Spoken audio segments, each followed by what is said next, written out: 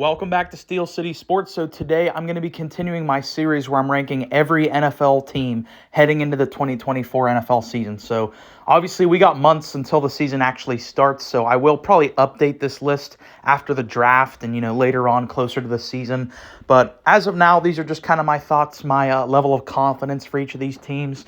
And like I said in part one, this is really just me ranking who do I think is going to win the Super Bowl. Obviously, number 1 would be the most likely, 32 the least likely. That's kind of how I ranked out this list.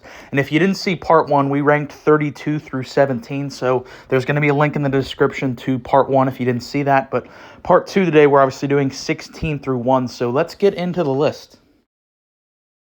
At 16, I have the Cleveland Browns, so let's just start off with the positives of the Browns. So number 1, obviously, you have Myles Garrett on the team. Anytime you got a top 3 pass rusher in the NFL, you're going to be in any game. I think back to those awful Texans teams that J.J. Watt dragged to the playoffs. It's anytime you have that level of a disruptor on the defense, you're going to be able to stay in basically any game. So Myles Garrett, obviously having him fresh off a Defensive Player of the Year campaign, he's in the peak of his powers right now. So you got that guy. You got a really good defense around him. You lost a couple guys here and there, but nothing to really, I think, crumble what they did this past year where they were the number 1 pass defense in the NFL. So obviously, awesome defense last year. Looking at the offensive side of the ball, you got Kevin Stefanski, who I think is now starting to become one of the best head coaches in the NFL.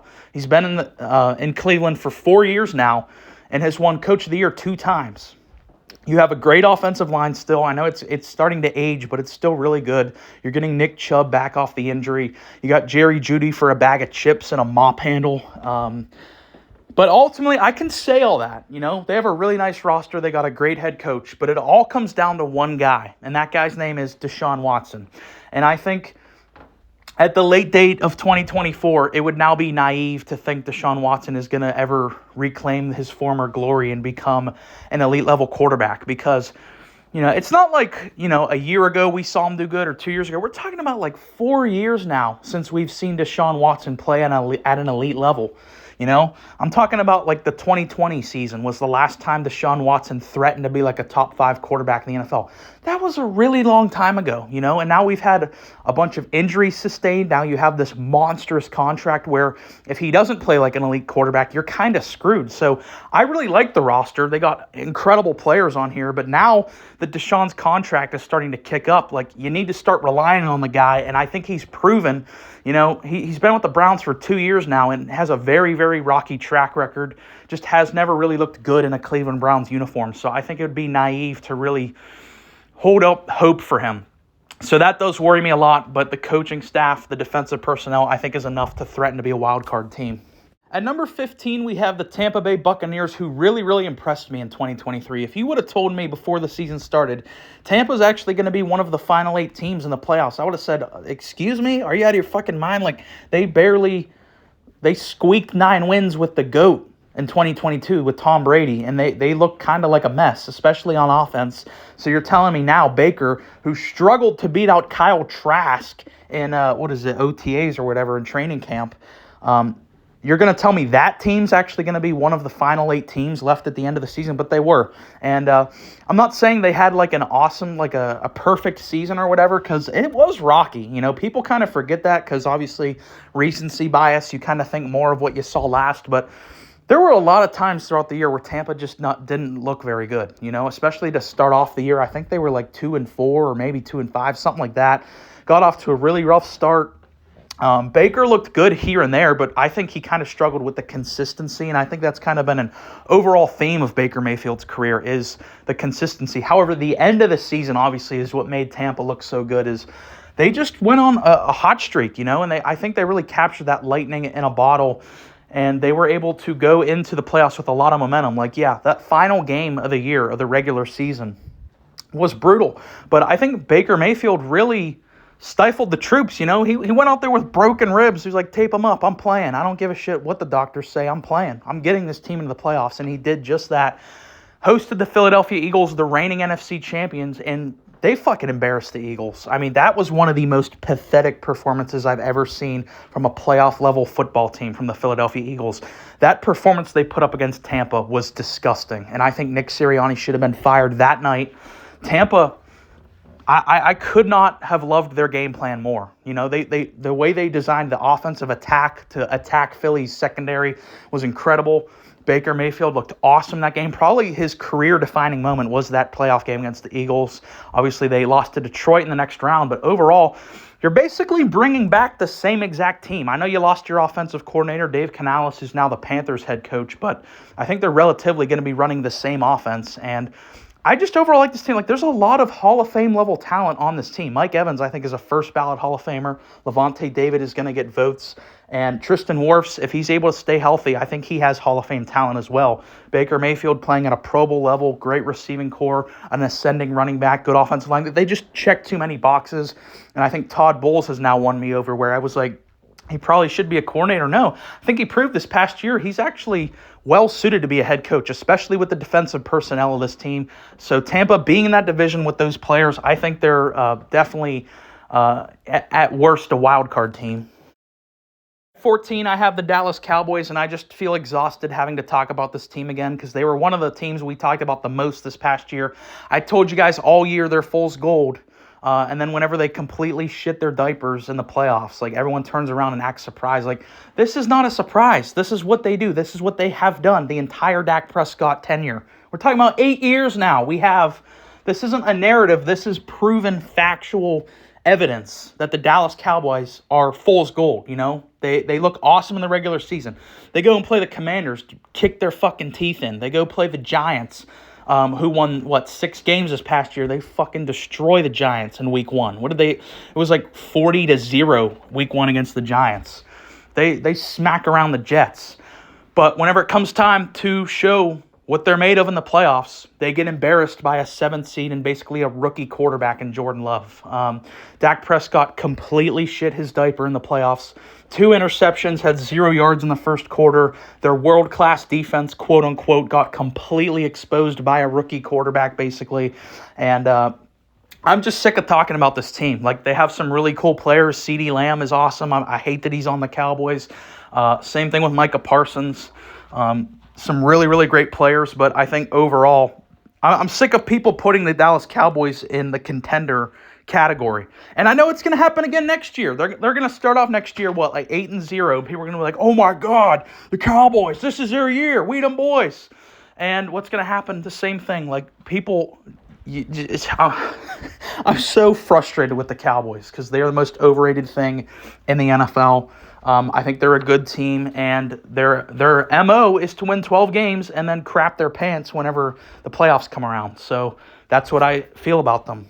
At 13, I have the Atlanta Falcons. I feel like they might be the most underrated team heading into this next season. I mean, they won 7 games last year with Desmond fucking Ridder at quarterback. Like, all they've missed over the past couple of years has been a competent level quarterback. Outside of the quarterback position, particularly on offense, they have a lot of elite players. They had the 4th-ranked offensive line this past year. They got Bijan Robinson, who already is a top 10 running back in the NFL, just as a rookie. Drake London walked into the NFL as a 1,000-yard receiver. Kyle Pitts, I still think, has all the physical attributes to be an elite-level tight end. They've just been missing a guy to run this offense, and now you're getting that in Kirk Cousins, who I think, before Kirk Cousins got injured last year, there's no debate. He was an elite-level quarterback last year. He was a top 10 quarterback, no doubt in my mind, before he got injured this past year.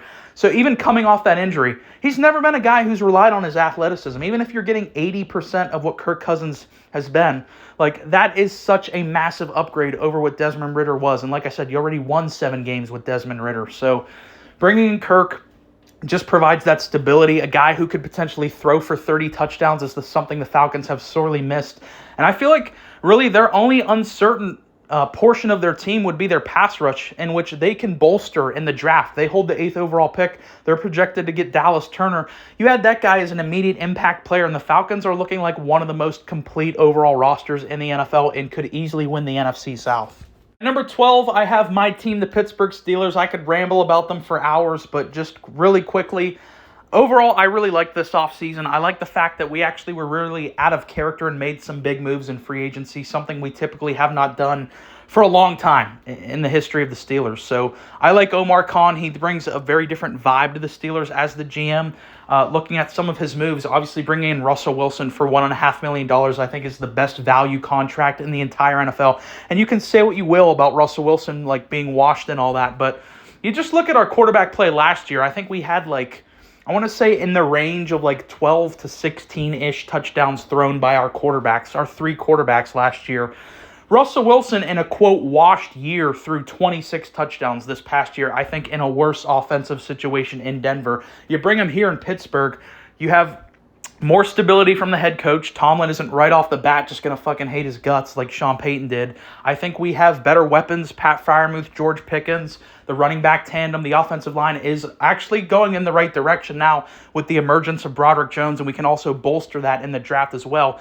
And our defense. I think our defense has potential to be extremely dominant. You look back to the blueprint a couple years ago, the Steelers' blueprint for building out our defense was to have an elite playmaker in each unit of the defense. On the line, we'd have Watt. The linebacker core, we'd have Shazier. And in the secondary, we'd have Fitzpatrick. Obviously, Shazier, devastating career-ending injury. Well, I feel like we've supplemented that with Patrick Queen. I don't know how Patrick Queen compares one-to-one with Ryan Shazier, but I know that he's a highly charismatic playmaker linebacker, and we stole him away from the Ravens in a badass move. On top of that, the Dante Jackson move is whatever. I did a full review of the Deontay Johnson trade. You can definitely go listen to on this channel. But overall, a lot of positivity with the Steelers. I just like the fact that we actually went out there and made some bold moves and got some really good players. And just say it out loud. Like last year, our carousel of quarterbacks of Kenny Pickett, Mason Rudolph, and he who shall not be named. I'm not going to say his name ever again on this channel. We won 10 games last year with that. You bring in Russell Wilson in his washed year through 26 touchdowns. You're telling me we can't win 11, 12 games with that defense? At number 11, we have the Los Angeles Chargers, and I feel like on paper they have had a top 5 roster in the NFL for at least the past 2 or 3 years now. It's just their head coach fucking sucked. The guy running it didn't know what the hell he was doing. So now that he's gone, I'm not even going to say his name either. That's another guy I don't want to ever talk about again on this channel. If you've been a long-time listener, you know how I feel about that guy. We're bringing in Harbaugh. I think was the best coaching signing of the offseason. This is a guy who's proven to win everywhere he's gone. And Harbaugh has gone to a lot of dumpster fires throughout his tenure. You look at Stanford before he arrived. You look at the 49ers before he arrived, was a freaking joke. Turned around the Michigan program, just won the Natty this past year. Now he comes to the Chargers with that intensity, with that leadership, and also has probably the best knowledge of the next couple draft class because he was just at Michigan. He scouted all these guys coming out of the draft. Similar to like when Pete Carroll was the Seahawks head coach, immediately had some incredible drafts because he scouted all those guys. So Harbaugh, I think, has an advantage in the next couple of drafts. They're drafting 5th overall this year. I think definitely receiver needs to be addressed. I think Malik Neighbors makes a lot of sense if he's still available at 5. Justin Herbert still has the potential to be a top 5 quarterback on the planet. You still have more than capable defensive playmakers. There's just too much to like about this team, and I've always placed them high in the past, despite them having that head coach. And now that they have an A+ at head coach, I think it would be kind of foolish to not put them this high. So the Chargers just barely missed the top 10. Kicking off the top 10, we have the Green Bay Packers. You talk about a tale of two halves this past year. Before Thanksgiving, they did not look good. Specifically, Jordan Love, he had a couple performances here and there, but overall just looked kind of overwhelmed by the NFL. I don't know what the hell happened, but changed to one of the best quarterbacks in the NFL. Thanksgiving and onward, they beat the piss out of the Lions, and then they went on to, beat the Chiefs. They had a couple other really nice wins, and then obviously their crowning jewel of the season, smoking the Cowboys in the first round in Jerry World. So they had an awesome season this past year, especially the first year moving off Aaron Rodgers. A lot of people, myself included, thought they were kind of a rebuilding project, but no. If you have the quarterback position right, you're good, and this roster is very well-rounded.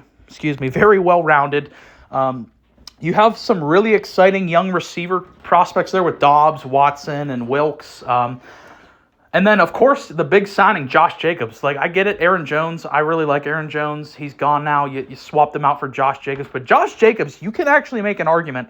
Outside of Christian McCaffrey, Josh Jacobs is the best running back in the NFL right now. So getting that guy to pair with Jordan Love and all those offensive weapons, I think is going to be awesome. The defense, I think, should be definitely improved now that you moved on to a new defensive coordinator. You just got a stud safety from the Giants in McKinney. So overall, I think the Packers, they got a lot of momentum going for them, and they are definitely going to be in that hunt to win the division. You know, those Lions-Packers games are going to be fun now, because for a long time, it was just the Packers beating up on the Lions. But now, I think they're pretty evenly matched. So the Packers, they're definitely one of the teams to watch for a real NFC contender. At number 9, we have the Buffalo Bills, and similar to the Packers, they were a team, a tale of two halves this past year. I mean, the first half of the year, it's like, are we witnessing the Bills like self-implode right now? They were 6-6. They had a really ugly loss to the Denver Broncos, and I just thought it was over. I thought McDermott was going to be done after the year. However, Josh Allen put on his Superman cape. They won out their last 5 games, ended up winning their division. They beat my Steelers in the playoffs, and they also gave the Chiefs a really, really hard-fought matchup.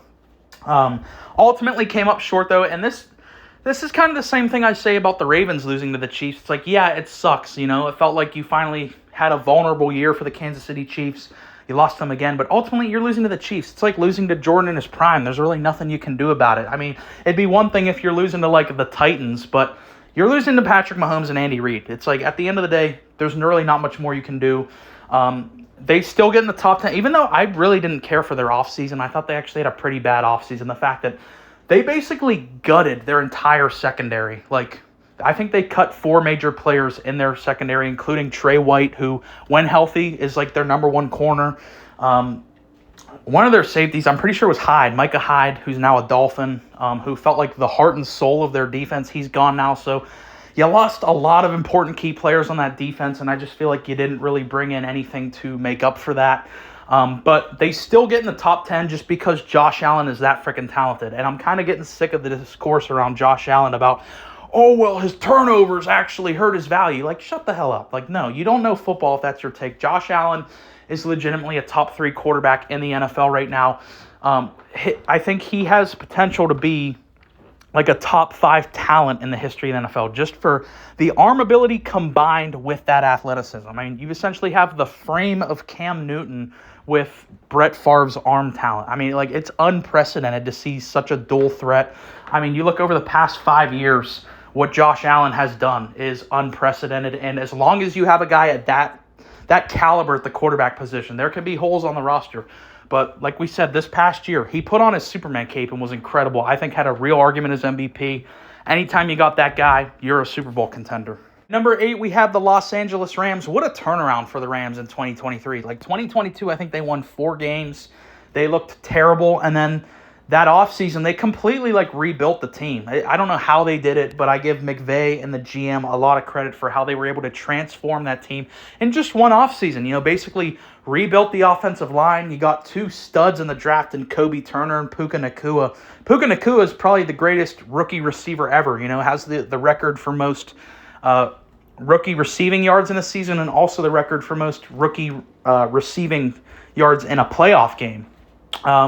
And Kobe Turner led the team in sacks as a rookie on a team that had this guy named Aaron Donald, who I know he's retired now, but I just don't think that's really going to impact the team just quite as much, especially since you found Kobe Turner. Aaron Donald was already kind of out of his prime, and they just signed Leonard Floyd. Obviously, there's no replacing Aaron Donald as a player, as a locker room presence, but I think the Rams have shown they're very competently ran. They're coached incredibly. They're going to be fine. And they have the offensive pieces to hang with any team in the NFL right now. If Matthew Stafford stays healthy, which I get is kind of a big ask, but if Matthew Stafford does stay healthy, they are a playoff team to go with Kupp, Nacua, Kyren Williams, who's a stud at the running back position. I think Kyren Williams is one of the most criminally underrated running backs.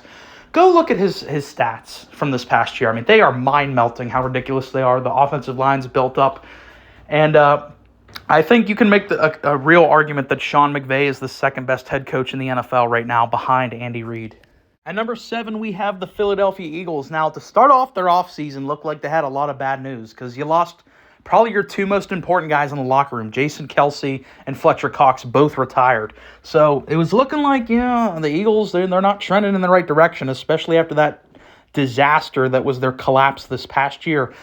Then what did they do? They went out there and signed one of the most prolific running backs in the NFL right now in Saquon Barkley. You go look at what Saquon Barkley did on a god-awful offense with the New York Giants. Like, literally nothing around him. All the defenders know the game plan is to get the ball to Saquon, and he was still an all-pro level running back. You now put him on an offense with Pro Bowl quarterback, Pro Bowl receiver, Pro Bowl offensive lineman, great tight end in Dallas Goedert. Like, Saquon Barkley, I think, is going to have a disgusting year. Like, he might actually surpass McCaffrey. Like, I don't know. That's a hard thing to say because McCaffrey is so good, but I think he can really get up into that tier on a level with McCaffrey for his ability to catch the ball, be utilized in the passing game. And, you can bring up their collapse all you want, but I really think it came down to their coordinators. We're just in over their skis. Obviously, if you listen to me, you know I'm not big on Sirianni. I think he's kind of like an over-glorified cheerleader. He doesn't really bring much in terms of like coaching or philosophy. So it really came down to the coordinators. It's like, look at their Super Bowl run, the great coordinators they had in 2022. They both went on to become head coaches just that year after. Shane Steichen and Jonathan Gannon. You lost both those guys. So they replaced them with guys who I just think were kind of overwhelmed with being coordinators and just ultimately kind of, as the year went on, got exposed. Well, now I think they've cleaned that up. Like, do I think Kellen Moore is the perfect offensive coordinator? No, but he's had a lot of success in the past with Dak Prescott, who has some similar traits with Jalen Hurts. And defensively, Vic Fangio, I think you can argue, is a top 2, maybe even the best defensive coordinator in the NFL right now. So, yeah, this team's not perfect. It's not the Super Bowl level team, but they literally have like an all-star team on their offense, and I think some of their problems on defense are going to be addressed in the draft. Number 6, we have the Houston Texans, and they were the surprise team of the NFL this past year. I still had them as a bottom team, and they ended up winning a playoff game, having the best rookie quarterback in the history of the NFL, and finding a stud head coach in DeMeco Ryans. And when you look at the Texans, it's not that hard to understand why CJ was so successful. Like, obviously, individually is so talented, but look at the guys. I mean, they had 2 stud receivers, Tank Dell, Nico Collins, and they had good running back play from Singletary, and they've now upgraded that with Joe Mixon. And I really like their offensive coordinator, Bobby Slowick, who was also rumored to maybe even leave the team this past year because they had so much success. Like, maybe he would have gone and been a head coach somewhere, but he stays put. I love that continuity, bringing into year 2 of CJ Stroud, where I think he's already like a top 10 to top 7 quarterback in the NFL right now, and you also made the team better, specifically on defense. Danielle Hunter is now a Houston Texan, had 16 and a half sacks this past year. Like, Texans defense was already good this past year, and their sack leader last year was Will Anderson Jr. with 7.5 sacks, which is really good for a linebacker. But you can't even quantify Danielle Hunter. Getting that guy completely changes this defense, giving DeMeco Ryans a real captain of that defense to pair with Will Anderson and some of their other really great secondary players. I just think there's just so much positive going for the Texans right now. All their young guys who were studs last year are only going to be a year better, and you got one of the best signings of the offseason and a destructive monster in Danielle Hunter. Kicking off the top 5, we have the Cincinnati Bengals. And guys, this team was in the Super Bowl a couple years ago. Is it really any surprise I put them in the top 5? And you can debate and argue with me all you want, but I still think Joe Burrow is the second best quarterback when healthy in the NFL. Yeah, he's better than Lamar. Yeah, he's better than Lamar Jackson. He's second to only Patrick Mahomes right now in the entire NFL. So when that guy's healthy, it doesn't really matter what's around him. I mean, he's shown that throughout his short career in the NFL. You put pieces, just even decent pieces around him. Even in his rookie year when he didn't have really much around him, he was productive. You gave him Jamar his second year, and they went to the Super Bowl. His second year, they got back to an AFC championship game. I mean, you can't really quantify Burrow's value. I mean, the Bengals were a fucking joke before he got there, and he's made them now an AFC powerhouse. Like I said, they've been to a Super Bowl. I get it. Like, they lost Joe Mixon. They replaced him with Moss. I don't love that. But again, like, I get it when teams, they don't want to pay running backs big money. And so I kind of get letting go of Mixon as much as a downgrade as it is to Moss, who isn't bad, but he's no Joe Mixon in my eyes. The T. Higgins thing is weird because he did formally request a trade, but it's been like weeks now. So as of right now, T. Higgins is still on the Bengals. I'm just going to assume he plays the year with them. And ultimately, it just comes down to Burrow and Jamar. You have those two guys. I think outside of Kelsey and Mahomes, they're the best duo in the NFL right now. So you get a healthy season from Burrow. I know they had a weird year last year. Even before Burrow got injured, they got off to a terrible start. Week 1 got smacked in the teeth by the Cleveland Browns and really struggled. And then I felt like they found their footing. Burrow rushed back from that injury, but then like week 4 or 5, they really started to find their footing, and they smoked the 49ers. People seem to forget about that. Like, they beat up on the 49ers, who were just in the Super Bowl. Then Burrow got hurt in that Ravens game, and their season, went off the rails. But Burrow, he stays healthy. This is a legit Super Bowl team. At number 4, we have the Detroit Lions. Now, I predicted them to win their division this past year, but I thought it was going to be a case where it's like they win 9 games, the rest of the division is kind of in shambles, they squeak in. Well, I was wrong about that. They won 12 games, and they went to the NFC Championship game. They actually had a substantial lead on the 49ers in that game and kind of blew it just to Dan Campbell making some questionable calls, going for it left and right. But no matter how it ended, what a badass season for the Detroit Lions. I mean, they haven't had that good of a season since John F. Kennedy was president. So just to put that in perspective, and it's kind of ironic to me that they lost to the 49ers, because they really remind me of like a young version of the San Francisco 49ers, and the fact that they just are loaded talent-wise. I mean, it makes sense. You're picking at the top of the draft year in, year out. Eventually, some of these picks got to start panning out, and it happened for the Detroit Lions. It's like they finally put all the right puzzle pieces together, got Jared Goff, top 10 quarterback, I think. Dan Campbell really won me over, I think, as one of the elite head coaches in the NFL. You got Ben Johnson, who's probably the best non-head coach play caller in the NFL right now, running the offense. You got weapons all over the team. They had, I think, the second graded offensive line from Pro Football Focus this past year. Like I said, Jared Goff, elite quarterback. Amon-Ra St. Brown, that guy is insane. I had him ranked as the 6th best receiver from this past year. You got Jameson as the deep threat. You got, I think, the best running back tandem arguably in the NFL right now with David Montgomery and Jahmyr Gibbs. You have Sam Laporta, incredible tight end. And I didn't even mention some of their playmakers on the defensive side of the ball. Obviously, you got Hutchinson, you got Campbell, you got Brian Branch, and they're going to also be adding that, obviously, in the draft. Overall, I think the Lions are just completely stacked, and they're young. Like, their players are going to get better this year, especially Jahmyr Gibbs is a guy to watch out, because, like, Jahmyr Gibbs, they weren't really using him much to start off the year, and he still almost cracked 1,000 yards. So I'm excited about the Lions. I think they have one of the brightest futures in the NFL right now.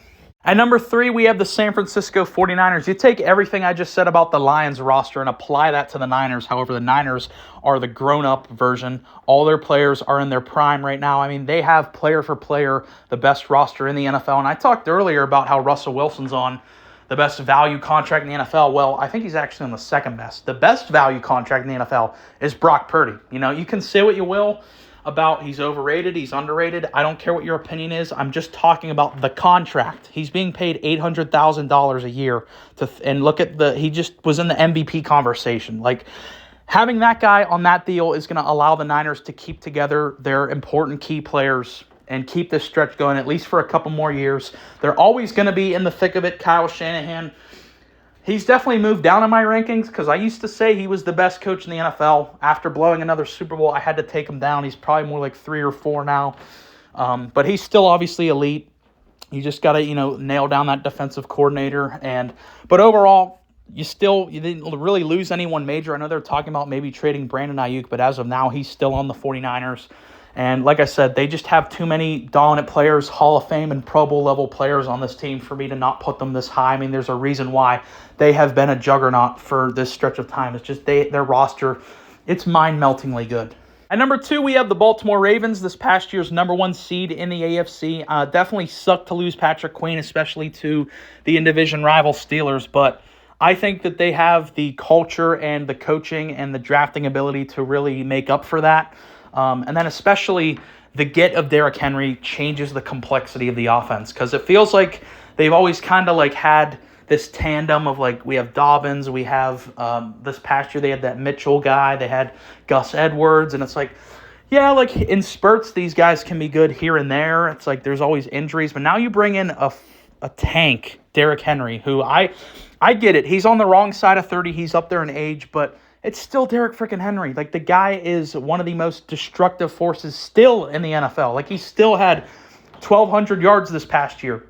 You put that in a backfield with the dual threat ability of Lamar Jackson, and it is going to have defenders having brain aneurysms trying to guard that. I mean, think of the potential with that. I mean, I as a Steelers fan, I hate that Derrick Henry went there because it's going to be scary if those guys stay healthy together with the weapons they have on that team. Mark Andrews is going to be fully healthy next year. Zay Flowers, who was awesome as a rookie, is going to be a year better. So the Ravens, it sucks to lose Patrick Queen, but your consolation prize was Derrick Henry.